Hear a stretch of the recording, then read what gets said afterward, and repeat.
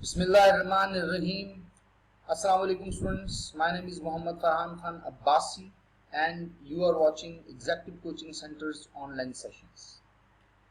Students, आज हम lecture number 10 में एक बड़ी इंपॉर्टेंट थ्योरी को अंडरस्टैंड करने की कोशिश करेंगे that is known as the world system theory WST. Students, इससे पहले कि हम अपने लेक्चर का एक बाकायदा आगाज करें और कंटेंट को देखें आज के लेक्चर के, मैं थोड़ा सा ओवरव्यू आपको देना चाहूँगा. याद रखिएगा, इंटरनेशनल रिलेशंस में बड़ा ही इम्पॉर्टेंट है इकोनॉमी को अंडरस्टैंड करना, पॉलिटिक्स को अंडरस्टैंड करना, मेजर ग्लोबल पॉलिटिकल अफेयर्स को अंडरस्टैंड करना, मेजर ग्लोबल पॉलिटिकल इश्यूज को अंडरस्टैंड करना, कॉन्फ्लिक्ट रेजोल्यूशन को अंडरस्टैंड करना, रीजंस ऑफ कॉन्फ्लिक्ट को अंडरस्टैंड करना, वॉर की अकरेंस को अंडरस्टैंड करना and probability of and expectancy of war को अंडरस्टैंड करना. आज का हमारा लेक्चर और आज की हमारी theory the world system theory इसलिए भी ज्यादा इंपॉर्टेंट है कि ये एक ग्लोबल स्ट्रैटिफिकेशन के बारे में भी हमें बताती है. ये बताती है कि दुनिया में कॉन्फ्लिक्ट इकोनॉमी की बेस पे कैसे रेज किया जाता है और वो कौन से मुहर्रकात हैं जिसकी वजह से पावरफुल ज्यादा पावरफुल होते चले जाते हैं और वीकर से वीकर होते चले जाते हैं. नाज़रीन, एक चीज जहन में रखिएगा कि जो पूरा वर्ल्ड, ये जो पूरा ग्लोब है, ये बाय नेचर ऐसा नहीं है बल्कि बाय डिजाइन ऐसा है. और इस डिजाइन के चीफ आर्किटेक्ट वही फोर्सेस हैं, वही मेजर स्टेक होल्डर्स हैं, कि वो पावरफुल नेशंस हैं जो किसी भी सूरत अपनी पॉलिटिकल और इकोनॉमिक डोमिनेंस या हेजेमनी को मेंटेन करने के लिए किसी भी हद तक जा सकते हैं. इसीलिए न्यू रियलिस्ट इसको बहुत ज्यादा क्रिटिसाइज भी करते हैं, न्यू लिबरल भी इसको क्रिटिसाइज करते हैं. इस थ्योरी को बहुत करीब तरीन समझा जाता है डिपेंडेंसी थ्योरी के, मार्क्सिज्म के. तो देखते हैं in detail content of today's lecture. Students, आज की जो थ्योरी हम डिस्कस करेंगे ये बेसिकली इमैनुअल मैरस वेलेंस्टीन की थ्योरी है और इसके जो कंटेंट हैं आज के लेक्चर के, इसमें थ्योरीज के मेजर फीचर सबसे पहले डिस्कस करेंगे, इस थ्योरी को एक्सप्लेन करेंगे और फिर कुछ क्रिटिसिज्म है उसको भी इन डेप्थ एनालिसिस करने की कोशिश करेंगे. जैसे कि हम अभी डिस्कस कर चुके हैं कि जो वर्ल्ड सिस्टम थ्योरी है ये वर्ल्ड की डिवीजन के बारे में बताती है, डिफरेंट लेयर्स के बारे में बताती है. जिस तरह सोसाइटी में स्ट्रैटिफिकेशन होती है, एलीट होते हैं, हाई क्लास होती है, मिडिल क्लास होती है, लोअर मिडिल क्लास होती है, पुअर क्लास होती है, अंडर पॉवर्टी लाइन एक क्लास एग्जिस्ट करती है. इस थ्योरी का कहना है बिल्कुल दुनिया भी इसी तरह स्ट्रैटिफाइड है और इस स्ट्रैटिफिकेशन की रीजन जो है वो दुनिया के इकोनॉमिक और पॉलिटिकल मॉडल्स हैं जो हिस्ट्री में डिफरेंट वे से डिफरेंट टाइमिंग में उनको इम्प्लीमेंट किया गया और वो बेनिफिट करते रहे और आज के रोज भी बेनिफिट कर रहे हैं लीडिंग वर्ल्ड पावर्स या मेजर स्टेक होल्डर्स. ये जो थ्योरी है कहा जाता है ये इन्फ्लुएंस्ड है मार्क्सिज्म से. Its idea of accommodation of wealth. Karl Marx का जिक्र हुआ है तो थोड़ा सा देख लेते हैं कार्ल मार्क्स की क्या थ्योरी थी. कार्ल मार्क्स सोशल कॉन्फ्लिक्ट की थ्योरी पेश करते हैं, मटेरियलिज्म की थ्योरी पेश करते हैं, accommodation of wealth in few hands की थ्योरी पेश करते हैं. उनकी थ्योरी में दो इम्पॉर्टेंट क्लासेस का बहुत जिक्र हमें मिलता है, जिसमें वो कहते हैं कि एक बॉर्जियोजी क्लास है जिनके पास मीन्स ऑफ बिजनेस हैं, पावर है, वेल्थ है, इंडस्ट्री है, रिसोर्सेज हैं, और दूसरी क्लास है प्रोलिटेरिएट क्लास. ये वो क्लास है जो अपनी लेबर सेल करते हैं, जिनके पास रिसोर्सेज नहीं है, सिर्फ सर्व करना है इन्होंने.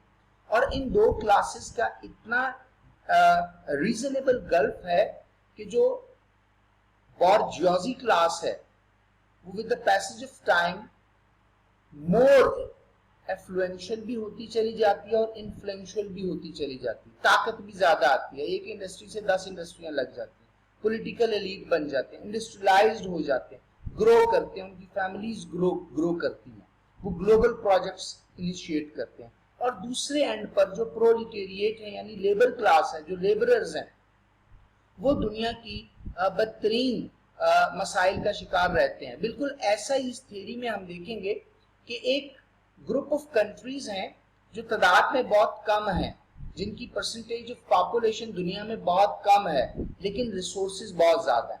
फॉर एग्जांपल हम अगर दुनिया के मेजर कंट्रीज को देखें तो जो नॉर्थ के कंट्रीज हैं उनकी टोटल पॉपुलेशन जो है almost 13% of the world population है, लेकिन दुनिया का 85% से ज्यादा रिसोर्स उनके पास है। उनकी पर कैपिटा इनकम बहुत ज्यादा है, परचेजिंग पावर पैरिटी बहुत ज्यादा है, उन मुल्कों की जीडीपी और जीएनपी ग्रोथ रेट बड़ा सस्टेनेबल है। और उसके बरक्स दुनिया की जो 80% से ज्यादा की पॉपुलेशन है, उनके पास दुनिया के सिर्फ 13 to 14% resources.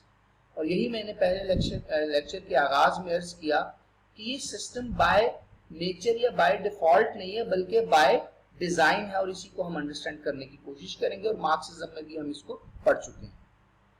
Class division have assumes a regional character in the post colonial world. Post colonial world का चूंकि जिक्र आया तो हम कॉलोनियलाइजेशन के कॉन्सेप्ट को भी अंडरस्टैंड करते हैं।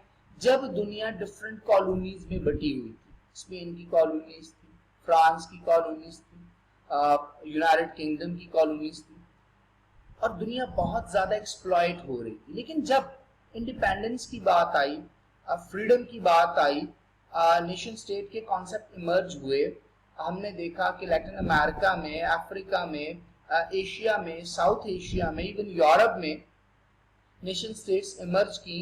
लेकिन उसके बावजूद भी दुनिया का निजाम कुछ ऐसा बन चुका था कि जो कॉलोनियल स्टेट्स थी वही मिलिट्री वाइज ज्यादा स्ट्रेंथन रही, वही इकोनॉमिकली ज्यादा स्टेबल रही, और उन्होंने ही इंडस्ट्री लगाई और उसको बूम किया, रादर देन दूसरे एस्पेक्ट में जो न्यूली इमर्जिंग स्टेट्स थी उनको सिर्फ रॉ मटेरियल कंज्यूम करने या लेबर प्रोड्यूस करने की ही असाइनमेंट्स दी गई, और उनको हाईटेक नहीं होने दिया गया। क्यों?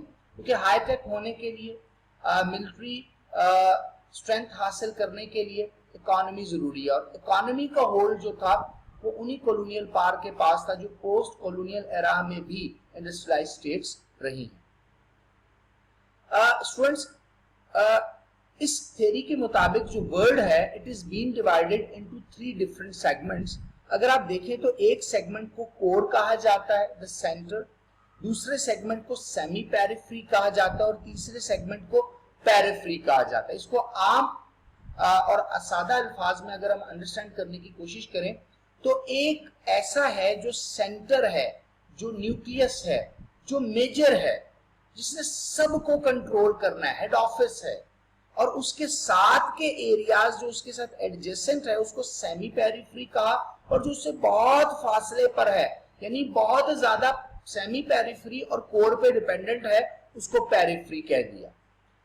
अब इन 3 किस्म की डिवीजन जो दुनिया की हुई है, और ये आयरॉनिकली नहीं है, ये बाय नेचर नहीं है, ये बल्कि बाय डिजाइन है। और इस डिजाइन में वो कंट्रीज जो पेरिफेरी में आते हैं उनका नंबर बहुत ज्यादा है, उनकी पॉपुलेशन बहुत ज्यादा है, और वो बहुत ज्यादा डिपेंडेंट हैं semi periphery and specially core पे, चाहे दुनिया की हुकूमतों के फैसले हों, चाहे वर्ल्ड ऑर्डर के फैसले हों, चाहे कोल्ड वॉर एरा हो, चाहे दुनिया की इकोनॉमी को डिसाइड करना हो, चाहे दुनिया में ऑयल की एक्सपोर्ट को डिसाइड करना हो, चाहे सी रूट्स के डिसीजन लेने हो, चाहे जंगों को मुल्कों पर किसी ना किसी तरह इम्पोज करना हो, ये डिसीजन लेते हैं कोर और इनका साथ देते हैं सेमी पेरिफेरी, और इसका जो विक्टिम होते हैं वो पेरिफेरी कंट्री है। Semi periphery is not as advanced as the core but of the periphery in term of wealth accommodation. Obviously बात है, सेमी पेरिफेरी में वो कंट्रीज आते हैं जो कि एक ऐसी पोजीशन हासिल कर चुके हैं कि उनकी इकोनॉमिक स्टेबिलिटी भी उनके मुल्क में है, सोशल प्रोग्रेस भी है, डेवलपमेंट भी है, पर कैपिटा इनकम भी स्टेबल है, एजुकेशन भी है, टेक्नोलॉजी भी है, लेकिन वो इतने ज्यादा ताकतवर इकोनॉमिकली या पॉलिटिकली नहीं है कि वो कोर के कंट्रीज के बराबर खड़े हो सके या उनका जीडीपी कोर के कंट्रीज के जीडीपी के इक्वल हो, लेकिन they are second to core. और इसी वजह से ये ममालिक कोर के पॉलिटिकल और इकोनॉमिक डिसीजंस में उनके साथ होते हैं, जैसा कि हम इराक इन्वेजन में देखते हैं, अफगानिस्तान के अंदर इन्वेजन में देखते हैं, डिफरेंट मेजर डिसीजंस में देखते हैं, आईएमएफ का रोल देखते हैं, वर्ल्ड बैंक का रोल देखते हैं, सिक्योरिटी काउंसिल का डिसीजन देखते हैं। इसी तरह अफगानिस्तान में इंटरनेशनल सिक्योरिटी असिस्टेंस फोर्स की अगर कम्बिनेशन देखें तो बहुत से ऐसे ममालिक हैं जो कोर का हिस्सा नहीं है, लेकिन कोर के डिसीजन यानी यूनाइटेड स्टेट ऑफ अमेरिका के डिसीजन, यूके के डिसीजन, फ्रांस के डिसीजन के साथ जरूर खड़े होते हैं, because somehow they depend on core. Fifth number पर इसका जो एक मेजर फीचर है वो कहता है there may be core, centre and periphery within core and periphery regions, the new class struggle would involve the core and periphery. इसका मतलब वो ये कहता है कि जो बड़े ममालिक हैं उनमें से भी, यानी कोर में अगर 5 बड़े ममालिक हम इस वक्त कंसीडर कर लें, जिसमें यूनाइटेड स्टेट ऑफ अमेरिका है, फ्रांस है, ब्रिटेन यानी यूके है, चाइना है और रशिया है, P5 के कंट्रीज हैं, तो विद इन देम भी कुछ कोर हैं, यानी इनमें भी कुछ ऐसे ममालिक हैं जो इनमें से भी बहुत ज्यादा ताकतवर हैं और कुछ कम ताकतवर हैं और कुछ बाउंड्री के ऊपर एज ए पेरिफेरी है। इसी तरह पेरिफेरी कंट्रीज में भी कुछ कंट्रीज ऐसे हैं, यानी यूरोपियन स्टेट्स में कुछ कंट्रीज ऐसे हैं जो सेकंड नंबर पे, टियर नंबर 2 पे तो आते हैं with reference to major powers. वो सिक्योरिटी काउंसिल के उस तरह मेंबर परमानेंट नहीं है, वो इस तरह दुनिया के डिसीजन नहीं ले सकते, दुनिया की इकोनॉमी के, दुनिया की पॉलिटिक्स के डिसीजन नहीं ले सकते, लेकिन फिर भी वो अपने लिहाज से उन ममालिक में जिनमें वो सेमी पेरिफेरी हैं उनके लिहाज से वो इंपॉर्टेंट है, क्योंकि उनमें वो इकोनॉमिकली और पॉलिटिकली उन बाकी ममालिक से ज्यादा स्ट्रेंथन है।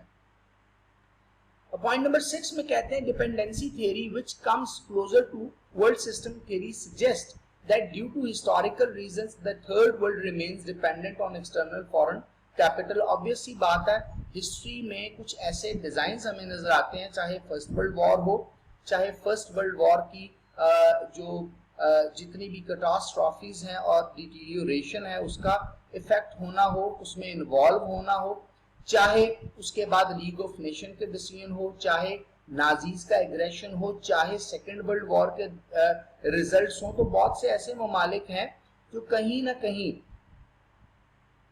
डेवलप नहीं हो सके क्योंकि कोर और सेमी पेरिफेरी का आपस में गठजोड़ है, और उस गठजोड़ में और उस कनाइवेंस में उनके जो मेगा प्रोजेक्ट्स हैं, जो फॉर साइटेड विजन है, जो फॉर साइटेड उनके एजेंडाज हैं, उसमें उनको स्टेबल रहने के लिए, अपनी हेजेमनी को मेंटेन करने के लिए जो पेरिफेरी है उसको किसी भी सूरत डेवलप होने नहीं देना, और पेरिफेरी को वो कुछ हद तक सपोर्ट करते हैं, इकोनॉमिक एड दे देते हैं, कुछ डेवलपमेंट कर देते हैं, बट उतनी ही जिसमें वो मुकाबले में ना आ जाए।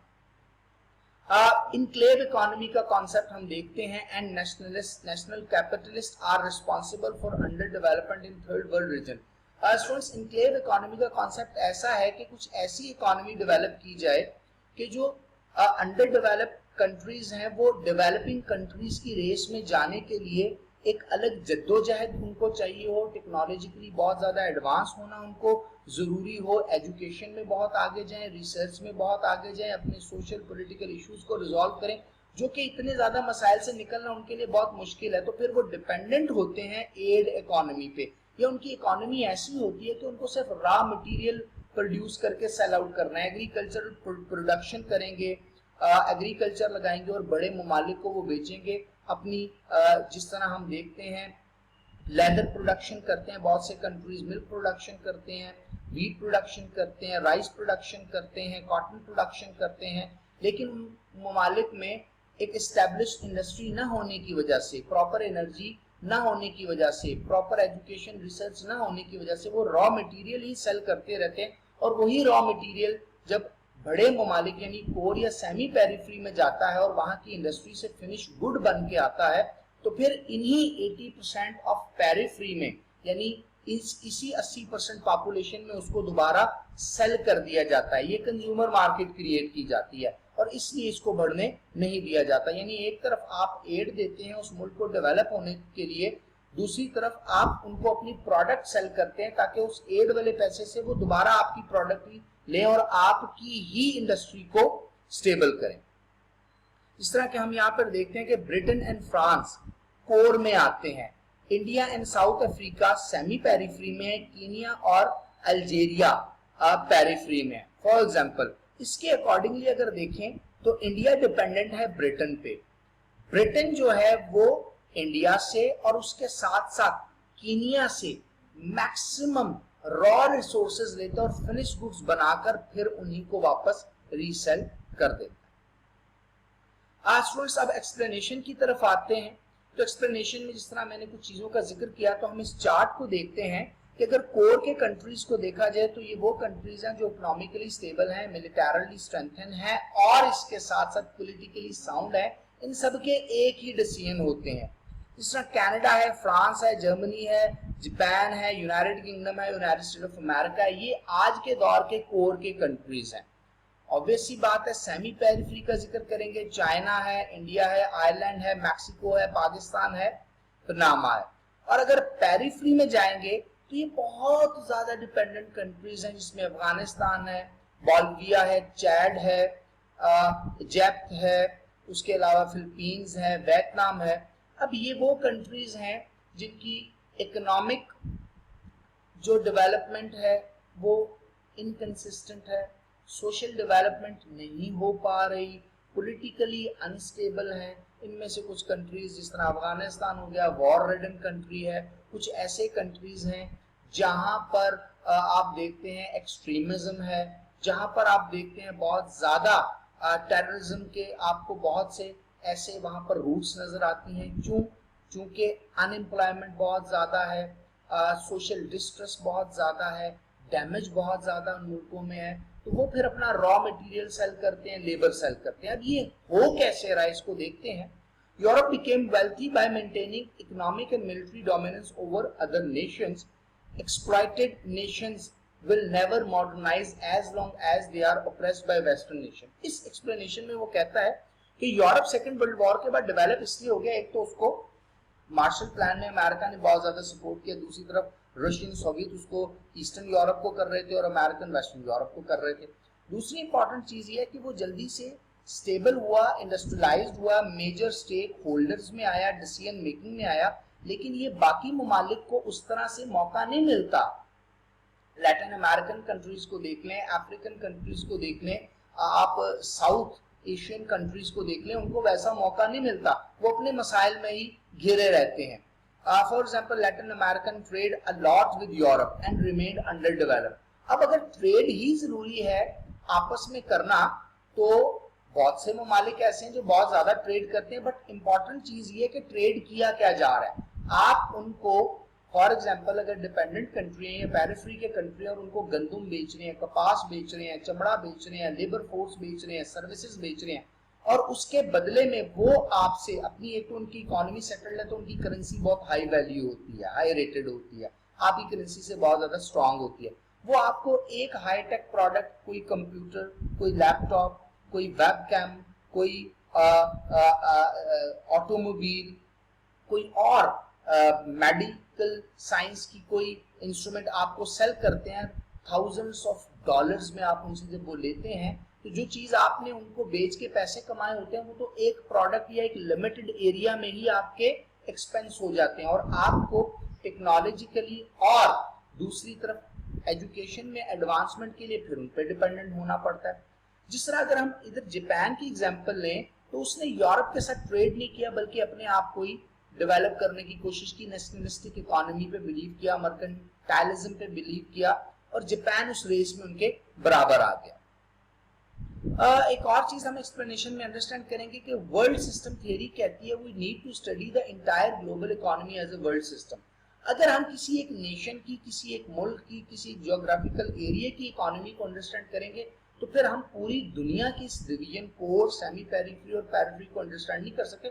हमें पूरी दुनिया की इकोनॉमी को अंडरस्टैंड करना है कि दुनिया में कौन सी करेंसी है जो दुनिया की इकोनॉमी को कंट्रोल कर रही है, उस करेंसी की बेसिस क्या है, वो किस बेस पे उसको कंट्रोल कर रही है, उसके पॉलिटिकल डिसीजन कैसे हैं, क्या उसकी मिलिट्री बहुत ज्यादा स्ट्रांग है तो उसकी रीजंस क्या है, क्या वो हाई टेक है तो उसकी हाई टेक होने की रीजंस क्या है, और रेस्ट ऑफ द वर्ल्ड ऐसा क्यों नहीं है। अगर हमने आप रिमाइंड करें लेक्चर नंबर 4 और 5, तो उसमें हम थोड़ा सा टच दिया था ग्लोबलाइजेशन की कुछ थेरीज का, जिसमें हमने बात की थी कि ग्लोबलाइजेशन के बारे में जो वेस्ट है वो बहुत ज्यादा हाइपर ग्लोबलिस्टिक है, वो चाहता है ग्लोबलाइजेशन हो, बहुत से दुनिया के साथ वेस्ट के ताल्लुकात बने।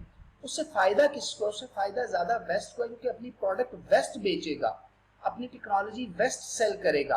रादर देन अगर आप स्केप्टिक्स का व्यू देखिए तो वो ये कहते हैं कि 13 या 14 बड़े ममालिक हैं जिनको ग्लोबलाइजेशन का फायदा होता है, रेस्ट ऑफ द वर्ल्ड तो ग्लोबलाइजेशन के होने के बावजूद भी पुअर है, उनकी पॉवर्टी को किसी ने आज तक एड्रेस नहीं किया, उनकी अंडर डेवलपमेंट वैसे की वैसे है, वहां पर एजुकेशन के इश्यूज हैं, वहां पर मिलिटेंसी के इश्यूज हैं, वहां पर सोशल इश्यूज बहुत ज्यादा है।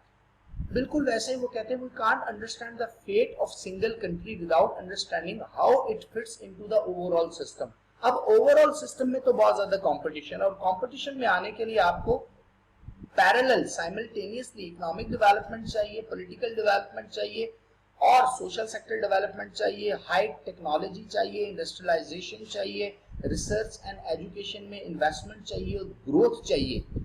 इस तमाम को साइमल्टेनियसली आप कैसे हासिल कर सकते हैं, जबकि आप एक तरफ जंगों में फंसे हुए हैं, टेररिज्म में फंसे हुए हैं, फिर बड़ी करेंसी जब आपके साथ एक्सचेंज करती है, जब फॉरेन करेंसी एक्सचेंज होती है तो आपकी अपने मुल्कों की जो लोकल करेंसी है उसकी कीमत बहुत कम है, तो वहां पर भी आप बहुत ज्यादा डिपेंडेंट हो जाते हैं।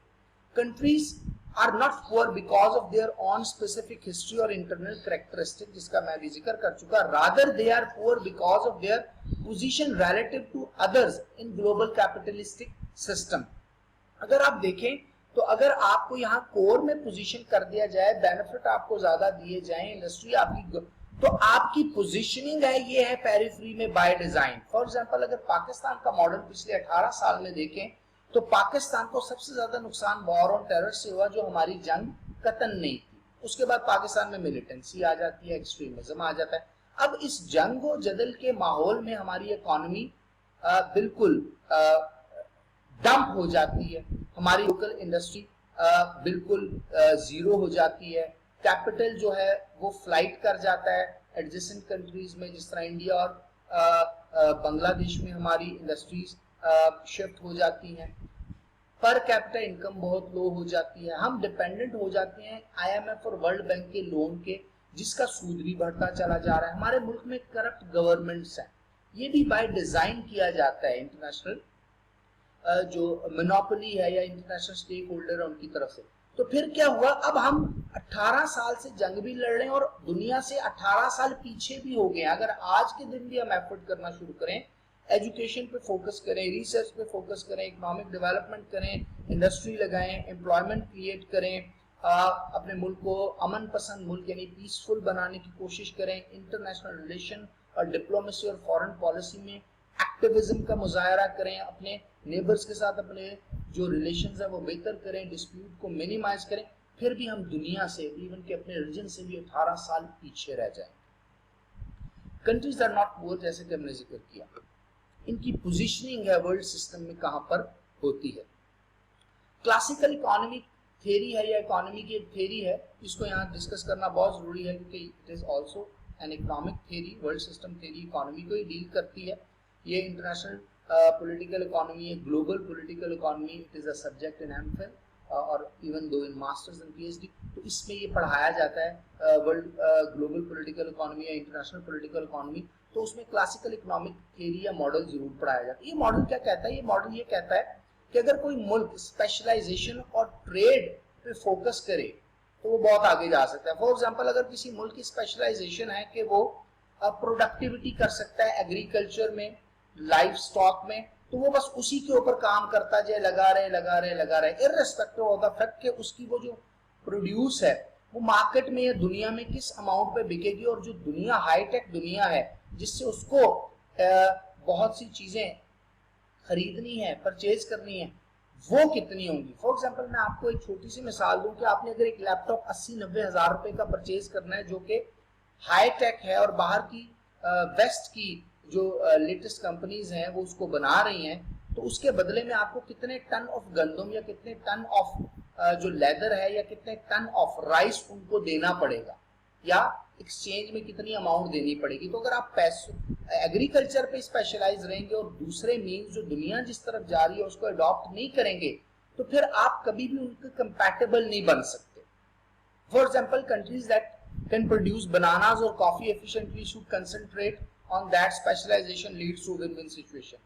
अब इसमें देखें कि जो एफिशिएंट कंट्रीज की इकोनॉमीज हैं वो तो टेक्नोलॉजी के जरिए, आर्मामेंट के जरिए, मेडिकल साइंस की इन्वेंशंस और डिस्कवरीज के जरिए, सोशल साइंसेज में रिसर्च करने के जो उनके बेहतरीन मौके उसके जरिए, अपने एकेडेमिया के जरिए, अपनी डेवलप्ड इंडस्ट्री के जरिए तो बहुत कुछ प्रोड्यूस करेंगे जिसकी एक हाई कॉस्ट होगी।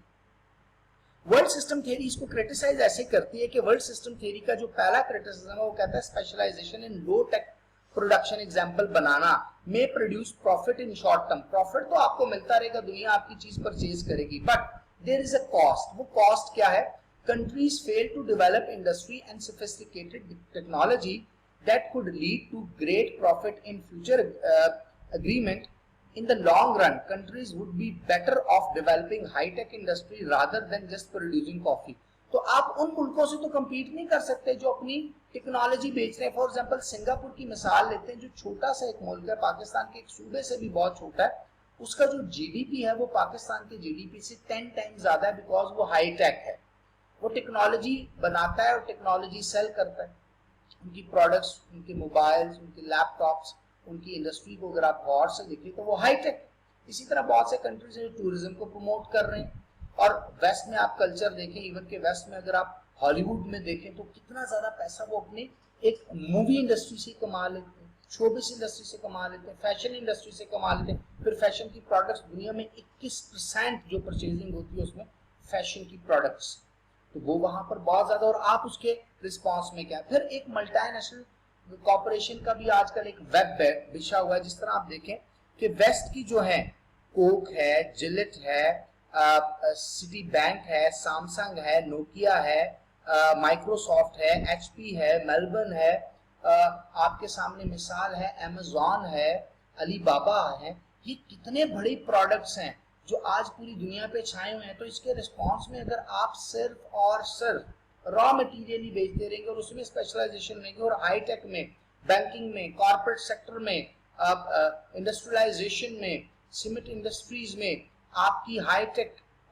जो ऑटोमोबाइल इंडस्ट्री, उसमें आगे नहीं जाएंगे या उसमें compete करने की कोशिश नहीं करेंगे, तो आप बहुत पीछे रह जाएंगे, जैसा कि आज अंडर डेवलप्ड कंट्री या इकोनॉमिकली लेस डेवलप्ड कंट्रीज के साथ ऐसा हो रहा है। इसके बाद स्टूडेंट्स एक और क्रिटिसिज्म है, क्रिटिसिज्म नंबर 2, जिसमें वर्ल्ड सिस्टम थियरिस्ट कहते हैं trade is asymmetrical, rich countries don't need coffee bananas badly. क्यों? सिमेट्रिक और एसिमेट्रिक क्या होता है? ये वॉरफेयर में भी इस्तेमाल होता है। सिमेट्रिक होता है जहां बराबरी हो, दोनों एक जैसे मोड पे लड़ रहे हो, एक जैसे बैटलफील्ड हो, दोनों के पास एक जैसे वेपन्स हो और कोई किसी भी तरह से दूसरे पे सबकत ना लेके जा सके, बराबरी से काम शुरू हो। एक तरफ एसिमेट्रिक होता है। एसिमेट्रिक इकोनॉमी और एसिमेट्रिक वॉर का मतलब ऐसा है कि एक के पास इतने हाईली सोफिस्टिकेटेड वेपन्स है, इतनी हाईली सोफिस्टिकेटेड इकोनॉमी है कि उस लेवल पे जाके आप उससे लड़ ही नहीं सकते। फॉर एग्जांपल आप टैंक से लड़ते हैं, आप लेटेस्ट जेट तैयारों से लड़ते हैं, लेकिन आपके बरक्स दूसरे मुल्क ने मिसाइल टेक्नोलॉजी को बहुत ज्यादा डेवलप कर लिया, तो वो एक मिसाइल से आपके पूरे के पूरे सिस्टम को डैमेज कर सकते हैं, न्यूक्लियर वेपन से आपको डैमेज कर सकते हैं। जिस तरह हिरोशिमा नागासाकी में अमेरिका ने 1945 में किया। और क्या किया कि जापान के 2 बेहतरीन इंडस्ट्रियलाइज्ड स्टेट्स को दुनिया से खत्म कर दिया और जापान को बिल्कुल डैमेज कर दिया, जो बहुत एग्रेसिवली आगे आ रहा था फर्स्ट वर्ल्ड वॉर के बाद, और एग्रेसिवली चाइना के बहुत से एरिया को ऑक्युपाई कर चुका था। और रीजन एशिया पैसिफिक में जापान अपनी जो मोनोपोली है, अपनी जो हेजेमनी है, उसको एक प्रॉपर तरीके से डेवलप कर चुका था। लेकिन जापान बिल्कुल जीरो हो गया, because Japan was not as high tech as United States of America. और आज उसकी रीजन है कि जापान दुनिया की बड़ी इकोनॉमीज में तो आ गया, लेकिन मिलिटरली और डिफेंस पॉइंट ऑफ व्यू से आज भी जापान का डिफेंस अमेरिका पे डिपेंडेंट है, एशिया पैसिफिक। यहाँ कहा जाता है rich countries don't need coffee bananas badly and they can buy them from many sources. अगर आप सिर्फ एग्रीकल्चर प्रोड्यूस कर रहे हैं, आप हाईटेक नहीं होते, आप दुनिया के आज के जो मार्केट की ट्रेंड्स है उसको फॉलो नहीं करते, तो जो चीज आप प्रोड्यूस कर रहे हैं वो शायद किसी और मुल्क से भी ले ली जा सकती है। But poor countries critically depend on trade to get technology machinery to develop their economies. इसके ऊपर हम बहुत ज्यादा अभी बात कर चुके हैं। फ्रैंक्स की इंटरप्रिटेशन है global capitalism force countries into a state of under development. अब ये बड़ा टेक्निकल बात है कि बहुत से ममालिक जो हैं वो बाय फोर्स अंडर डेवलप है। Reason they can't to compete, they cannot to compete with industries from high tech economies. They do not develop high profit industries, cars, automobiles, even के आज की जो हाई टेक टेक्नोलॉजी है, softwares हैं, mobiles हैं, आपकी बेहतरीन जो मशीनरी इस्तेमाल होती है आपकी इंजीनियरिंग में, आपकी आर्किटेक्चर में, आपकी मेडिकल साइंस में, आपकी जेनेटिक इंजीनियरिंग में, बहुत कुछ ऐसा है जो पुअर कंट्रीज वो प्रोड्यूस ही नहीं कर पा रहे। दूसरी बात, इंस्टेड दे ट्रेड कमोडिटीज। जिस तरह आप कमोडिटी बेचते हैं, रॉ मटेरियल, कॉफी बेच ली, बनाना बेच लिया, एग्रीकल्चर की प्रोडक्ट बेच ली, लाइफ स्टॉक बेच लिया, लेदर बेच लिया, they must compete with other poor countries for sales, so they don't make much profit, so they remain underdeveloped। अब होगा क्या कि जो ऑलरेडी डेवलप्ड इंडस्ट्रियलाइज्ड कंट्रीज है उसको अगर रॉ प्रोडक्ट चाहिए तो वो किसी और मुल्क की तरफ चला जाएगा। अगर आपकी प्रोडक्ट थोड़ी सी भी महंगी, क्योंकि आपको अपने जैसे गरीब मुल्क के साथ कंपीट करके अपने रेट कम करने पड़ेंगे और इंटरनेशनल मार्केट को आप कंपीट नहीं कर सकते रॉ मटेरियल सेल करने में भी, तब भी आपके प्रॉफिट मार्जिन बहुत ज्यादा कम है। रादर आप कोई ऐसी इन्वेंशन, ऐसी डिस्कवरी करें, ऐसी एडवांसमेंट करें science, technology, education, modernisation, globalisation में जिसकी जरूरत हो, तो फिर आपकी प्रोडक्ट हाथों हाथ ली जाएगी और आपकी मोनोपोली भी बन सकती है, जिस तरह के हम मेडिसिन में देखते हैं। Economist argue that foreign investment is good for peripheral countries. अब ये भी एक बहुत बड़ा धोखा है कि फॉरेन कंट्रीज आते हैं आपके मुल्क में, प्रोजेक्ट लगाते हैं, मल्टीनेशनल कंपनीज लगाते हैं, नेस्ले आती है, कोक आता है, बड़े बड़े प्रोजेक्ट्स आपको मिलते हैं और आपके ममालिक में एम्प्लॉयमेंट जनरेट होती है। ऐसा नहीं है, ये भी सिर्फ और सिर्फ उन पुअर कंट्रीज या इकोनॉमिकली लेस डेवलप्ड कंट्रीज के जो रिसोर्सेज हैं उसको मैक्सिमम वे से एक्सप्लॉइट करने का एक टूल है, हालांकि उन मुल्कों की डेवलपमेंट नहीं हो रही होती। World system theories criticise this too, they say core capitalist countries tend to extract profits from the periphery, they outweigh benefits of foreign investments. For example, foreign investments does not really help a society industrialize। वो आपको industrialise नहीं बनाते, आपको वो techniques नहीं सिखाते, आपको high tech नहीं होने देते, आपको एजुकेशन में आगे जाने नहीं देते, और अगर कोई प्रोडक्ट आपको देते भी हैं, कोई टेक्नोलॉजी आपको देते भी हैं, तो उससे बहुत दर्जा आगे वो जा चुके थे। जिस तरह अगर पाकिस्तान की मिसाल लें तो पाकिस्तान में आजकल जो पेट्रोल है वो यूरो 2 सेल हो रहा है। दुनिया जो है, इवन कि इंडिया भी यूरो 5 पे चला गया, और जो वेस्ट और यूएस अमेरिका और बाकी ममालिक है वो यूरो 6-7 पे जाने की सोच रहे हैं और जा भी चुके हैं। तो आप खुद अंदाजा लगाएं कि आपको चीज क्या मिलती है। अगर कोई चीज आपको मिलती भी है तो वो इतनी आउटडेटेड हो चुकी होती है कि उससे ज्यादा एडवांस प्रोडक्ट्स और मटेरियल और जो डेली यूज्ड टेक्नोलॉजी या इक्विपमेंट से वो दुनिया इस्तेमाल कर रही है वेस्ट में। Foreigners build plantations and mines to extract resources. They build roads, ports to extract, not to benefit the country but to benefit themselves। वो अपना फायदा ही हासिल करते हैं। Why don't all the peripheral countries band together and overthrow the core? अब इसका एक हल है कि अब हल क्या किया जाए, तो peripheral countries इकट्ठे हो जाएं और वो अपनी इकोनॉमीज को आपस में शेयर करें, अपनी ट्रेड को आपस में करें और अपने आप को डेवलप करें। ये एक सजेशन नहीं है, ऐसा पास्ट में हो भी चुका है, लेकिन बड़े ही टैक्टफुल वे में एक पॉलिटिकल गिमिक इसको कह सकते हैं वर्ल्ड पॉलिटिक्स में, इसको भी ओवरकम कर लिया कोर और सेमी पेरिफेरी के कंट्रीज। 1970s में oil producing countries created OPEC, oil producing and exporting countries, एक ऑर्गेनाइजेशन बनाई। And restricted the flow of oil to the core. अब कोर के कंट्रीज जो है, अमेरिका है, कनाडा है, फ्रांस है, ब्रिटेन है, जर्मनी है, जापान, ये वो ममालिक हैं जिनकी इंडस्ट्री को चलने के लिए ईंधन चाहिए। ईंधन अब अपॉर्चुनिटी क्रिएट हुई 68-67 के बाद मिडिल ईस्ट में, गल्फ में, इस्लामी ममालिक के ज्यादातर एरियाज वहां पर आते हैं, इस्लामी ममालिक के स्टेट्स आते हैं। तो अब क्या हुआ, इन्होंने अपने ऑयल को एक स्पेसिफिक रेट पे बेचने की डील कर ली। अब उससे क्या हुआ, जो वेस्ट था उसको वो महंगा ऑयल जब खरीदना है तो उसकी इंडस्ट्री की जो प्रोडक्ट है वो जब मार्केट में आएगी तो वेस्ट का तो आपस में कंपटीशन शुरू हो जाएगा, क्योंकि सब जब प्रोडक्ट बनाएंगे तो उसको उन्होंने सेल करना है पेरिफेरी में या रेस्ट ऑफ द वर्ल्ड में, तो जो सस्ती सेल करेगा उसी की मार्केट बनेगी। तो उन्होंने इसको भी तोड़ किया। क्या किया, पेट्रोल डॉलर। अमेरिका ने सऊदी अरेबिया और बाकी ऑयल प्रोड्यूसिंग कंट्रीज को इस तरह मोनोपोलाइज किया, इस तरह पॉलिटिकली और टैक्टफुली डील किया कि उनके ऑयल की एक्सट्रैक्शन के लिए कंपनीज वहां पर लगा दी, उसको होल्ड किया।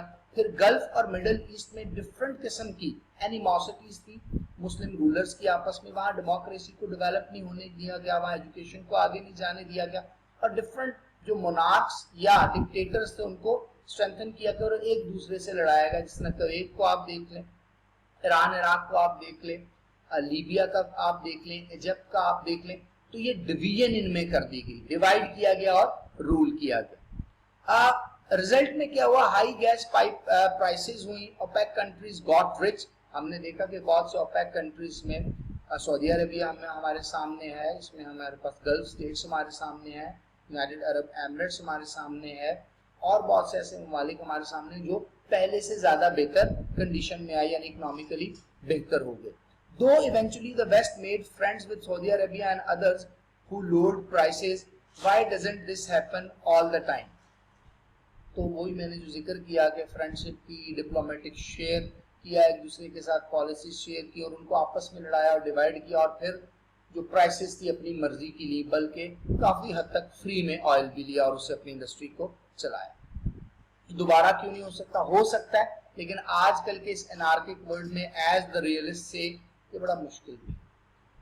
आज आप सीरिया में देख लें, आज आप इजिप्ट में देख लें, आज आप लेबनान में देख लें, आज आप अफगानिस्तान में देख लें, आज आप इराक में देख लें, तो कौन सी फोर्स है जो उठेगी, कौन है जो दोबारा यूनाइटेड होगा।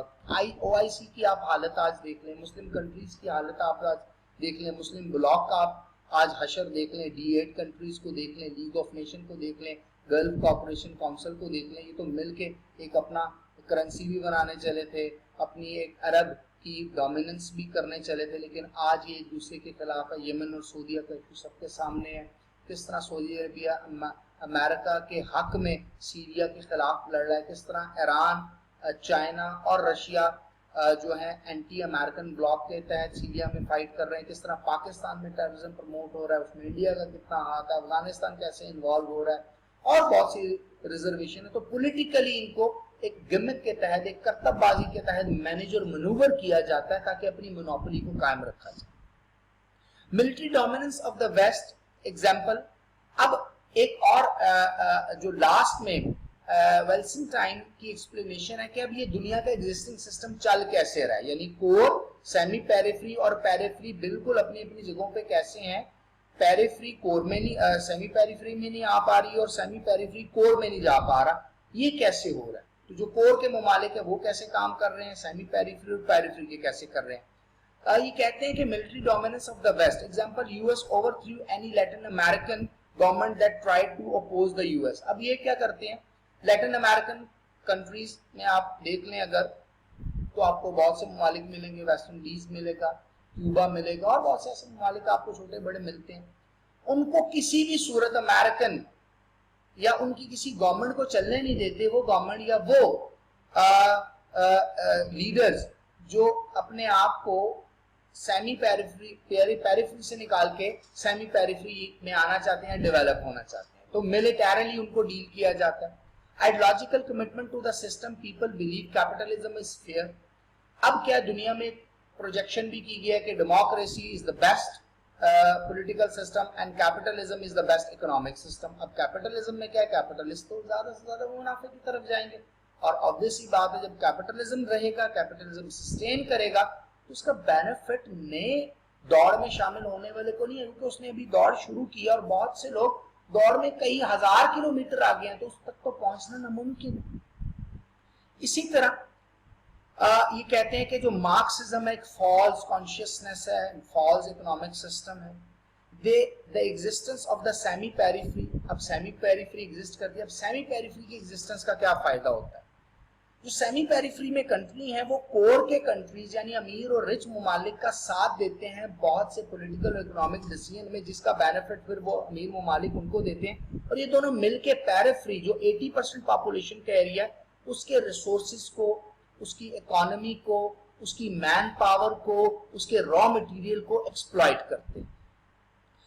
उसके बाद वो कहता है semi periphery is doing okay so they support the core. अभी जिक्र हुआ prevents everyone from gaining up on the core। अब कोई भी कोर में नहीं आ सकता। जिस तरह आप देखते हैं न्यूक्लियर नॉन प्रोलिफरेशन ट्रीटी का मकसद ही ये था, international atomic energy agency IAEA का मकसद ही ये था कि दुनिया न्यूक्लियर पॉइंट ऑफ व्यू से स्ट्रेंथन ना हो सके, और वो दुनिया कौन सी है? पेरिफेरी के ममालिक ना हो सके, इवन के कुछ सेमी पेरिफेरी के भी ना हो सके जो कोर को डैमेज कर सकते हैं। आज का आप CPEC देख लें, गवादर की डेवलपमेंट देख लें, पाकिस्तान चाइना रिलेशनशिप देख लें, तो इसको डैमेज क्यों किया जा रहा है? इसको सैबोटेज करने की कोशिश क्यों की जा रही है? पाकिस्तान में टेररिज्म को सस्टेन क्यों किया जा रहा है? पाकिस्तान को FATF से एक ग्रे एरिया में क्यों रखा जाता है? अगर पाकिस्तान को इतना ज्यादा कॉम्प्रोमाइज क्यों? क्योंकि कुछ ऐसा हो कि हम एक न्यूक्लियर पावर भी हम आगे ना आ जाए, और अगर हम आगे आ जाएंगे तो हम चैलेंज करेंगे और बहुत से ममालिक करेंगे। इसलिए ग्लोबलाइजेशन के बेनिफिट्स जब तक थे तब तक तो जो आपका वेस्ट था या कोर के कंट्रीज थे वो बहुत ज्यादा इसको प्रमोट कर रहे थे, और जब उन्होंने देखा कि ग्लोबलाइजेशन कहीं उनको डैमेज कर रही है तो ब्रिटेन भी यूरोप से बाहर जाने की सोचता है, ब्रेक्जिट हो जाता है। आज का यूनाइटेड स्टेट ऑफ अमेरिका है ये लिबरलिज्म से रियलिस्ट हो जाता है ओबामा के आते साथ ही, और अब मैक्सिको के साथ भी दीवार बना लेते हैं, इस्लामी ममालिक पे भी बैन लगा देते हैं, अपनी प्रोडक्ट को भी नेशनलिस्टिक इकोनॉमी की तरफ लेकर चले जाते हैं। बहुत सी दुनिया पे जंग की बात भी की जाती है कि जंग की जाएगी, बहुत सी इकोनॉमीज को डैमेज करने की कोशिश की जाती है। एनवायरमेंटल इश्यूज हैं, आपकी इंडस्ट्री है अमेरिका की, उस इंडस्ट्री की वजह से ग्लोबल जो ग्रीन हाउस गैसेज एमिट करती हैं, कार्बन डाइऑक्साइड है, कार्बन मोनोऑक्साइड है, CFC है, मीथेन है, सबसे ज्यादा एमिट करने वाले कंट्रीज में अमेरिका शामिल है। लेकिन अमेरिका जो इन्वायरमेंटल जो आपकी ट्रीटीज है उससे भी वो डिनाउंस कर देता है, उससे भी बाहर चला जाता है, और अमेरिका को पूछने वाला भी कोई नहीं। सेमी पेरिफेरी, उसके बाद सिलसिला ऐसे ही चलता रहता। अब इस थ्योरी के ऊपर स्टूडेंट्स एक क्रिटिसिज्म है, ऑब्वियस बात है, न्यू रियलिस्ट और न्यू लिबरल्स इसको क्रिटिसाइज करते हैं, लेकिन न्यू रियलिस्ट बहुत ज्यादा क्रिटिसाइज करते हैं। उनका बिलीव ये है कि causes of conflict in international relation are rooted in power aspiration of nations and not in class consciousness of the people in region। वो कहता है कि ऐसा नहीं है कि दुनिया 3 हिस्सों में डिवाइड है तो इसलिए कॉन्फ्लिक्ट है, ये तो कौमें शुरू से कॉन्फ्लिक्ट की तरफ हैं, शुरू से पावर हंगरी हैं, शुरू से पावर कॉम्बोलेशन के लिए, मैक्सिमाइजेशन ऑफ पावर के लिए, और अनार्किक सिस्टम है, इस वजह से ऐसा है। हालांकि इसका कोर के कंट्रीज का कोई इसमें खास कंट्रीब्यूशन या सेमी पेरिफेरी के कंट्रीज की नहीं है, बल्कि ये सिस्टम है ही ऐसा। Moreover, economic base of class has also been criticized by new liberals।